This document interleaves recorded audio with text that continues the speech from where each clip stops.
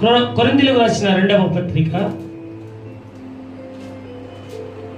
12వ అధ్యాయము 1వ వచనం.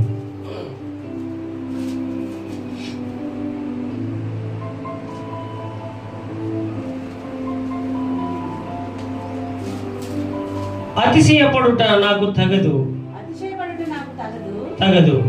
కానీ అతిశయపడవలసి వచ్చినది ప్రభువు దర్శనములను గూర్చియు ప్రత్యక్షతలను గూర్చియు చెప్పుదును. హల్లెలూయా. చూడండి, ఇక్కడ యేసుక్రీస్తు ప్రభు గురించి అపోస్తలుడైన పౌలు కొరింథీ సంఘంతో మాట్లాడుచున్నటువంటి మాట అతిశయపడుట నాకు తగదు. Praise the lord. ఈనాడు క్రీస్తు ఎరుగని వారు ఎరిగిన వారు ప్రతి ఒక్కరిలో కూడా ఒక అతిశయము అనేది ఉంటుంది. వారికి ఉన్నటువంటి సిరి సంపదలను బట్టి, వారికి ఉన్నటువంటి బంధు జనాంగమును బట్టి, వారికి ఉన్న సర్వాన్ని బట్టి వారిలో ఏమి ఉంటుందంటే అతిశయము అనేది ఖచ్చితంగా ఉంటుంది.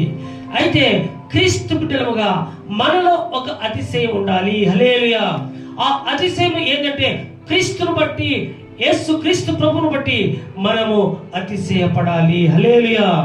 అందుకే ఇక్కడ పౌలు సెలవిస్తున్నాడు సంఘముతో, నేను అతిశయపడవలసి వస్తే నేను క్రీస్తు యొక్క దర్శనముల గురించి ఇదిగో నేను అతిశయపడతాను. హల్లెలూయా. కనుకనే ప్రభు దర్శనముల గురించి, ఆయన నాకు బయలుపరిచిన ప్రత్యక్షతలను గురించి నేను అతిశయపడతాను. పౌలు ఒక ఉన్నతమైనటువంటి కుటుంబం. పౌలు యొక్క బ్యాక్గ్రౌండ్ అంతా కూడా ఒక మంచి కోటీశ్వరుడు, ఒక ఉన్నతమైనటువంటి వ్యక్తి, మంచిగా చదివినటువంటి వ్యక్తి. అయితే అటువంటి వ్యక్తి క్రీస్తుకు విరోధమైన జీవితాన్ని జీవిస్తున్నప్పుడు, యేసుక్రీస్తు ప్రభు దేవుడు కాదు అని అనేకులను హింస పెడుతూ ఉన్నప్పుడు యేసుక్రీస్తు ప్రభు ఏమంట, ఇదిగో పౌలును దర్శించినాడు. హల్లెలూయా. చూడండి, సౌలు జీవితాన్ని కొట్టివేసి పౌలుగా జీవించుటకు యేసుక్రీస్తు ప్రభు ఆయనను దర్శించినాడు. హల్లెలూయా.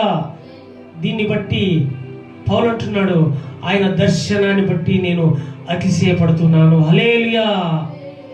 ఒకప్పుడు నేను క్రీస్తుకు వ్యతిరేకమైన జీవితాన్ని,